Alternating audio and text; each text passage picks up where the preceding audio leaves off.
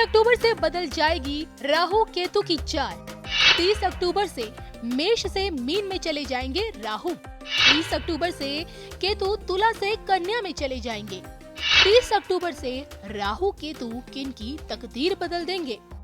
30 अक्टूबर से राहु केतु की मायावी शक्तियां किन पर भारी रहेंगी। 30 अक्टूबर से आने वाले 18 महीने किन के लिए शुभ और अशुभ हैं। देखिए सिर्फ धर्म ज्ञान पर। धर्म ज्ञान के दर्शकों का स्वागत है। मैं आपके साथ कविता राणा, मेरे साथ मौजूद है आचार्य राकेश चतुर्वेदी जी। आपका स्वागत है जी। नमस्कार कविता जी, नमस्कार दर्शकों, सादर वंदन आप सभी को। ग्रह नक्षत्र की दुनिया से आज हम आप लोगों के लिए लेकर आए हैं नक्षत्र परिवर्तन, और वो भी मायावी राहु केतु का। ये दो ऐसे ग्रह हैं जिनका कहते हैं कि जिनकी उल्टी गति हर किसी के जीवन को प्रभावित करती है। और इस बार तो देखिए 18 महीने बाद जाकर 30 अक्टूबर से राहु अब मेष राशि से निकल के मीन में चले जाएंगे, यानी कि मंगल के घर से निकल के गुरु में जा रहे हैं। और केतु तो देखिए तुला से निकल कर, यानी कि शुक्र के घर से निकलकर अब कन्या में, यानी कि बुध के घर में प्रवेश करें। और इस बार धनु राशि वाले जातकों के लिए, धनु लगन वाले लोगों के लिए, क्योंकि गुरु प्रधान वाली ये राशि है, आप लोगों के लिए राहु केतु का ये 18 महीनों का जो ये गोचर है कैसा रहेगा, क्या कुछ है इस गोचर में आप लोगों के लिए खास, आचार्य जी से जानते हैं। सबसे पहले इस गोचर के बारे में जान लेते हैं, बताइए। कविता जी, राहु और केतु का यह गोचर हो रहा है हर 18 महीने बाद, यानी 1.5 वर्ष में यह अपनी चाल बदलते हैं, अपना घर बदलते हैं। और उसी श्रृंखला में यह अब अपना घर बदल करके अपने अपने घरों से एक एक घर पीछे आ चुके हैं, क्योंकि ये वक्री चाल चलते हैं, टेढ़ी चाल चलते हैं, पिछले घरों में गोचर करते हैं।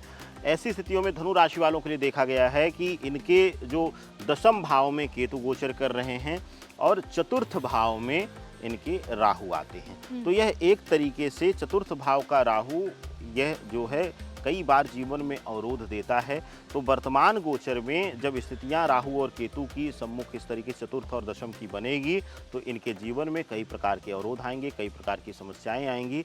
और कुछ जगहों पर इनको लाभ दे रहे हैं, लेकिन ज़्यादातर जगहों पर इनको कुछ न कुछ इनको यह नकारात्मक प्रभाव देंगे, इनके लिए नकारात्मक फलीभूत होंगे गोचर। चलिए, तो 50-50 का रेशियो रहेगा या 60-40 का, ये भी आगे जानने को मिलेगा।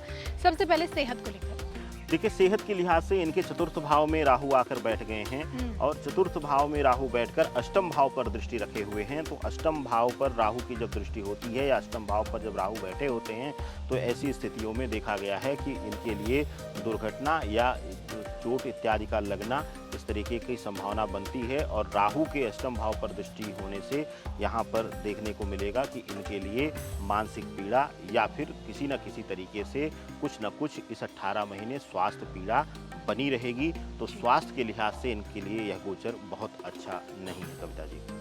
चलिए, स्वास्थ्य के लिहाज से तो उतना अच्छा नहीं है। स्टूडेंट्स के लिए जानना चाहूँगी, क्योंकि एजुकेशन के पॉइंट ऑफ व्यू से बाहर जाने का जो ये तैयारी कर रहे हैं, मौका मिलेगा अब 18 महीनों के भीतर। देखिए, विद्यार्थी जीवन के लिए यह जो गोचर है धनु राशि वालों के लिए यह बहुत अच्छा है, क्योंकि इनके पंचम भाव से राहु निकल गए हैं और इनके लिए विशेष करके इनके अब चतुर्थ भाव में आ गए हैं। जब पंचम भाव को इन्होंने मुक्त कर दिया तो विद्यार्थी जीवन के लिए, विद्यार्थियों के लिए अपने जीवन के लक्ष्य को हासिल करने का समय है। और इस 18 महीने आपके लिए एकाग्र होकर अपने लक्ष्य की तरफ बढ़ने का है। और हाँ, अगर आप विदेश के लिए जाना चाहते हैं, विदेश के लिए प्रयास कर रहे थे और अंतिम समय पर कुछ न कुछ अवरोध आ रहा था, रुकावट आ रही थी, दिक्कतें आ रही थी, चाहे फाइनेंशियल हो, चाहे कुछ टेक्निकल इश्यूज आ रहे थे, तो वह सब दूर होंगे और आपके लिए विदेश योग में आसानी मिलेगी आपको। चलिए, अगर बात करेंगे निजी जीवन को लेकर तो वहाँ कैसा रहेगा सब कुछ? देखिए, व्यक्तिगत जीवन में, निजी जीवन में यहाँ पर एक चीज़ देखने को मिलेगी कविता जी, इनके द्वितीय भाव पर जो है वह पंचम दृष्टि केतु की रहने वाली है। तो द्वितीय भाव पर, कुटुंब भाव पर पंचम दृष्टि होने से यहाँ पर देखने को मिलेगा कि इनके घर परिवार में जो है लड़ाई झगड़े क्लेश इत्यादि होंगे, भ्रम की स्थिति, और हर किसी के मन में एक दूसरे के प्रति संदेह भाव दे करके घर में क्लेश और लड़ाई झगड़े कराएंगे। तो पारिवारिक और व्यक्तिगत स्थिति बहुत अच्छी नहीं रहेगी कविता जी। अगर बात करें हम इनके प्रोफेशनल लाइफ को लेकर, कारोबारियों के लिए, नौकरी पेशा वाले लोगों के लिए आने वाला जो समय है कितना तरक्की भरा रहेगा, कितना फायदा होगा इन्हें अपने प्रोफेशनल लाइफ में? देखिए, दशम भाव में कार्य स्थान पर केतु बैठे हुए हैं, इनके गोचर किए हुए हैं। और ऐसी स्थिति में देखने को मिला है कि केतु के बैठ जाने से अगर आप मीडिएटरशिप, लाइजनिंग वर्क या कहीं से ऐसी जगहों पर हैं जहां अचानक धन लाभ होता है अचानक से, या जैसे कि आप गवर्नमेंट जॉब में हैं या प्राइवेट जॉब में भी ऐसी जगहों पर हैं जहां आपका काम जो है वह कहीं ना कहीं ऐसा है कि जो एक कार्य बना अचानक से धन लाभ हो गया, सेल्स की फील्ड से, मार्केटिंग की फील्ड से हैं या किसी ऐसी मीडिएटरशिप वर्क से हैं जहां पर अचानक धन लाभ होता, तो उनके लिए बहुत बेहतर समय है। केतु गुप्त विद्या का और गुप्त धन का कारक है, तो अचानक से धन लाभ कराने वाला योग इसको मिल रहा है धनु लग्न और धनु राशि वालों के लिए। लेकिन इसके साथ ही सामान्य रूप से ज़्यादातर देखा जाएगा लोगों के सामान्य स्तर पर नौकरियों में और व्यवसाय में देखा जाएगा कि ये भ्रम की स्थिति लाएंगे, कन्फ्यूजन लाएंगे और कुछ न कुछ यह जो है वह लॉस व्यापार में या फिर सामान्य जो है नौकरी पेशा लोगों के लिए देंगे या मानसिक रूप से यह भ्रम की स्थिति देकर परेशान करेंगे।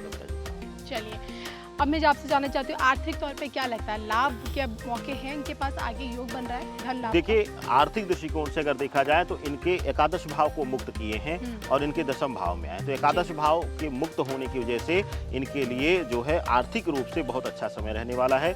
आर्थिक रूप से धनकोष बढ़ेगा और कहीं ना कहीं से कुछ न कुछ ऐसा जरिया बनेगा जिससे यह अतिरिक्त आय कर पाएंगे। तो अपने धनकोष को, अपने भंडार को, अपनी तिजोरी को यह इस समय, इस कालखंड में, इस गोचर कालखंड में भर पाएंगे और शुभतापूर्ण समय इनके लिए आर्थिक दृष्टिकोण से होने वाला है।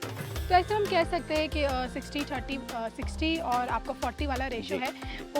एक सलाह इन लोगों के आपकी तरफ से। देखिए, चतुर्थ भाव में राहु है तो इस स्थिति में चतुर्थ भाव मातृत्व भाव को रिप्रेजेंट करता है और ऐसी स्थिति में आप अपने प्रथम गुरु यानी कि माँ के प्रति जितना आप श्रद्धा भाव समर्पण में रखेंगे उतना ही राहु और केतु की पीड़ा आपकी शांत होगी। प्रातः अगर सुबह उठ करके आप कोशिश करिए कि माँ अगर आपके साथ हैं तो उनकी चरण रज लेकर के अपने मस्तक पर तिलक करिए, उनको प्रणाम करिए और घर से निकलते हुए बिना उनको प्रणाम किए हुए घर से ना निकलें, यह आपके लिए शुभ होगा। मुझे और आचार्य जी को दोनों को दीजिए इजाजत। नमस्कार।